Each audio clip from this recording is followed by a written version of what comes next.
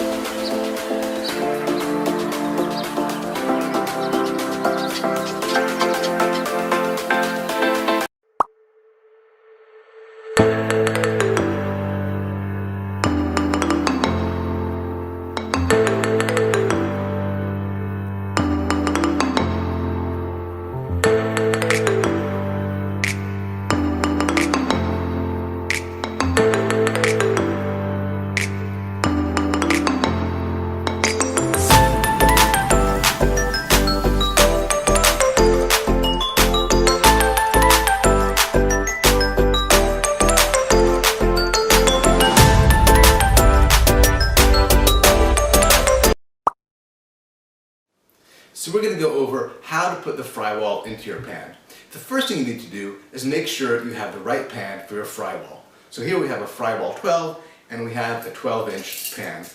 Actually, it's about 11.5 inches, which is on the small side of what will work for the fry wall 12. Now, when you grab your fry wall 12, I want you to notice something. It may initially look a little bit too big. You see how the pan looks like it's smaller than the fry wall? It won't be too big once you actually set it into place. There you go. Now, how do I just do that? First, make sure you grab the fry wall at 3 o'clock and at 9 o'clock. Second, make sure your hands are spread far apart so you can control the fry wall. Then, make it into a circle and ease it down. So you want your hands at 3 o'clock and at 9 o'clock, have your fingers spread out far apart, turn the fry wall into a circle, and then ease it down.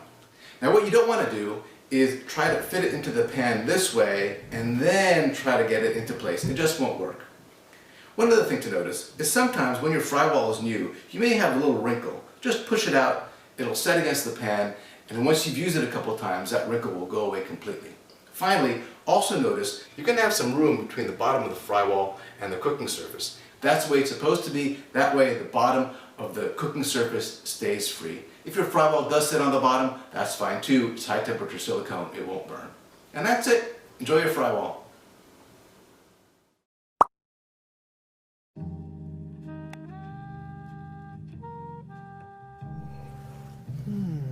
Oh, hi. I'm David Barzilay. I'm a 2016 Star Chef's Rising Star Chef. We're here at my restaurant Lazy Bear in San Francisco next to the Roaring Fire. I'm going to cook for you today a new potato fondue with morels and fiends herbs on the Breville Polyscience Control Freak.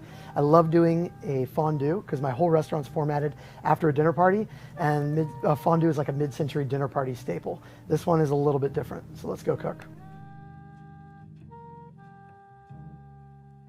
I'm making fried baby kale chips. I've got some baby lacinato kale here, and I'm using the Control Freak. Normally for deep frying, I would use probe control, but in this case, these are gonna bubble up like crazy as soon as I drop them. So I'm using pan control so that I can put a lid on the pan immediately when I throw the kale in. So I've got my fried baby kale program set up with a 30-second timer. So as soon as I drop these, I'm gonna hit my control knob, and it's gonna start a 30-second timer. All right, my timer went off, so I'm gonna hit that to stop the timer. And the kale chips look about done, and I'm just going to scoop them out. We got our kale chips done, so we're gonna move on to blanching some peas. We've got a rolling boil going on, and I actually made a rolling boil program just to keep it up at a rolling boil. So I'm gonna go ahead and drop the peas in. We're gonna take a couple minutes to fully cook, so I'm just gonna kind of stir them occasionally and keep an eye on them. All right, the peas are done, so I'm gonna go ahead and take them off the heat. Typical rule is that they need to sit in the ice for about as long as they were in the boiling water. All right, we have our blanched peas. We're going to go ahead and make our fondue now. I'm making our fondue, which is essentially a cheese sauce that's stabilized using potato starch from a potato puree, as well as gellan gum. Gellan is a hydrocolloid that needs to hydrate at a very specific temperature, so the Control Freak is perfect for hydrating that gellan. I've got a blender here with some what we call potatoes barragoule. So essentially we just cooked some potato in white wine, cream, garlic, and I've already done that, and I'm gonna go ahead and blend it together.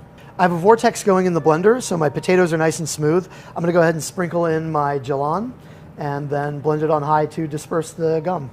Now I've got some cream. I'm gonna throw that into the blender and blend it with the potato puree that already has the gellan dispersed in it. Okay, my cream pretty well mixed into my potato puree, so I'm gonna go ahead and pour that into my saucepan and use my gellan program that I preset in order to hydrate that gellan. I'm gonna plug in my probe in order to use probe control with the Control Freak. I'm gonna go ahead and turn on the Control Freak. I'm gonna select my gellan program and then set it to probe control. And I've got my probe in there, so it's going to bring it up to 205 Fahrenheit, which is just above the temperature at which gellan hydrates. So when it reaches that temperature, I can be absolutely certain that my gellan will have hydrated. I have the program set to keep it going until it's been at 205 for 45 seconds. That way I can be absolutely certain that at a microscopic level, essentially, every bit of the mixture reached the set temperature. So I'm going to take my cheese, I've got some nice aged cheddar here, and I'm going to put that into the blender. Then I am going to go ahead and disengage the probe. I'm going to pour this mixture straight into the blender. And I'm going to go ahead and blend together my fondue. I've got morel mushrooms, some brandy, and some cream.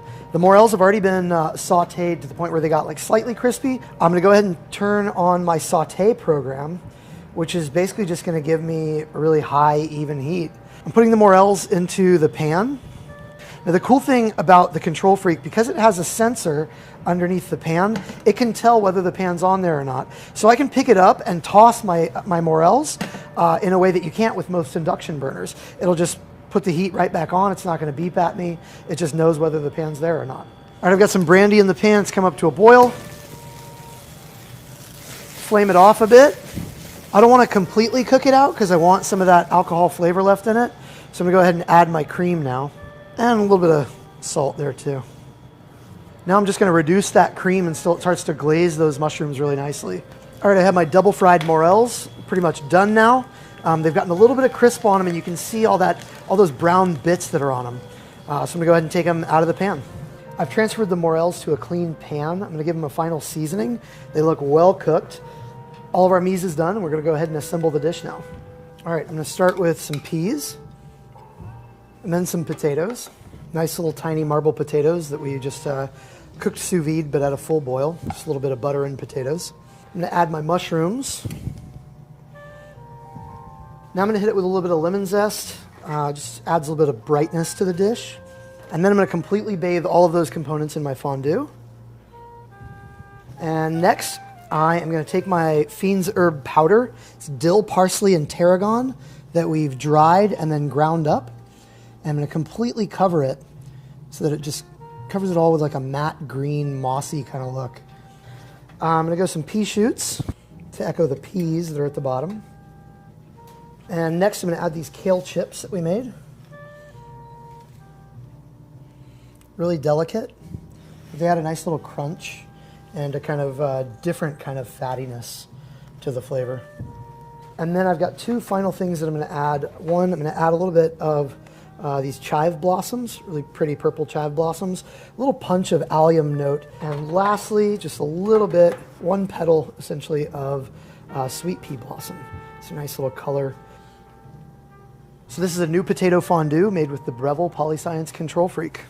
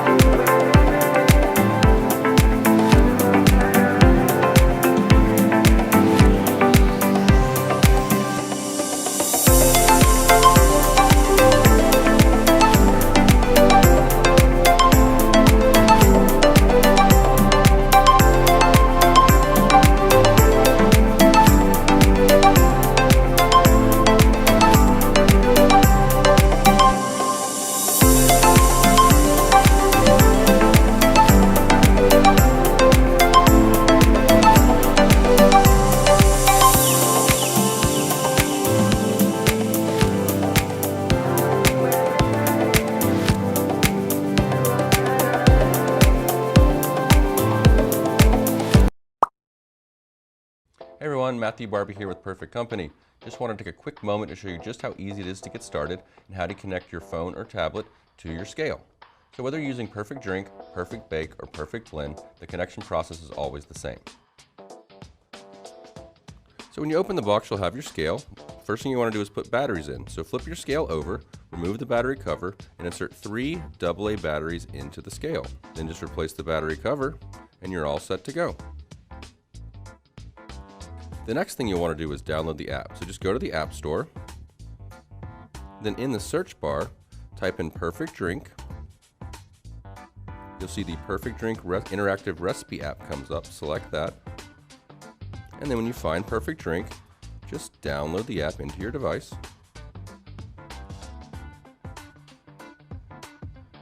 And then the icon will appear on your tablet or smartphone. Now it's time to get started. So first thing you want to do is connect your app to your scale. So launch the app. It'll ask you a few questions. So yes, I have a scale. Yes, I have a wireless Bluetooth scale. So the first thing you want to do is make sure the Bluetooth is turned on. To do that, all you have to do is go back to your home screen, go to your settings app, select the Bluetooth option, and then turn on the Bluetooth. You'll know the Bluetooth is on by the little icon in the upper right hand corner. Now you can go back to your home screen and back to the Perfect Drink app. Now you'll be asked to turn the scale on. And once the scale is on, it should connect right away. So allow Perfect Drink to have access to your microphone, then hit next and you're ready to go. So you want to enter in your age to make sure that you're of legal drinking age. Very important here. So your first time through the app will be a quick little onboarding tutorial of where a few things are, like your scale connection status, not connected versus connected. Hit next, and this will show you where to change your recipe categories, and then also where to get more recipes. Then just hit don't show again. So you see that our scale is connected right now, but I can hit this button and that will disconnect the scale. And then I can also reconnect the scale here. Little check mark, see that we're good, we're all set. So here you are at the recipe library screen, plenty of recipes at your disposal right out of the box.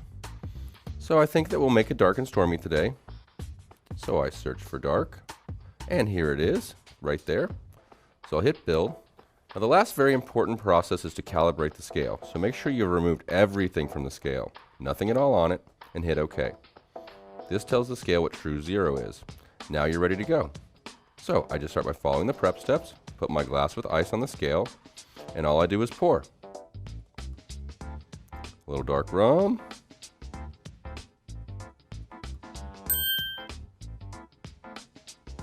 It auto advances to the next ingredient, a little lime juice.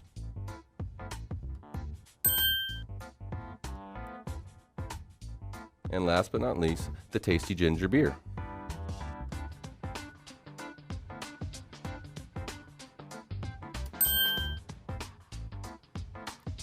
And now Perfect Drink will prompt me to stir my beverage.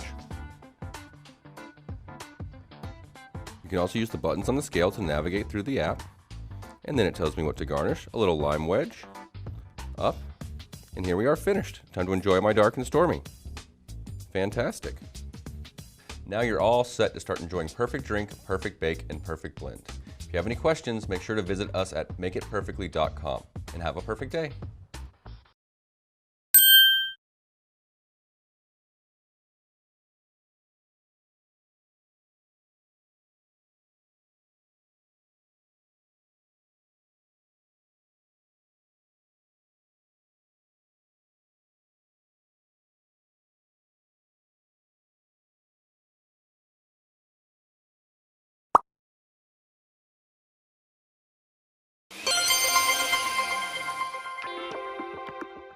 Hi, I'm Daniel Green, and I'm always looking for ways to make healthier food tastier. One of the best things to put on a menu is homemade soup made from fresh and all-natural ingredients, made without any artificial flavorings or preservatives. But soup is complicated and takes a long time to make, right? Wrong. Not with the Gourmet Super Soup Chef fully automated soup maker. In fact, the simple one-button control center makes it simple to create hearty soups, healthy grains, porridge, fruit and vegetable juices, even soy and nut milks, all with the push of one button. Sound too good to be true? I'm here in the gourmet kitchen to prove to you that it's not. Let's take a page from this beautiful recipe book that comes with the soup maker. Roasted butternut squash soup. I've got a small butternut squash that I've roasted in the oven for about 45 minutes just to soften it, and then giving it that roasted flavour. We'll just remove the seeds and place it in the soup maker. Add some diced onion, fresh thyme, salt, pepper and chicken stock. You can make it vegetarian if you want just by using vegetable stock. Cover the soup maker, and here's the tricky part. Press the soup button. In about 25 minutes you'll hear the sound that tells you soup's on. Give it a stir and ladle into bowls. Top with pepitas and drizzle with a tablespoon of heavy cream in each bowl. The soup is rich and perfectly blended thanks to the Super Soup's unique mixing blades that do all the work for you. I mentioned that the soup maker does more than make soup. The single button makes it all happen. Press once for soup, then again for rice, then fruit and vegetable juice, and then soy and nut milk. Now it says soup maker on the carton, but that's only because soup, rice, fruit juice, vegetable juice, porridge, nut and soy milk compo, and smoothie maker just wouldn't fit on the box.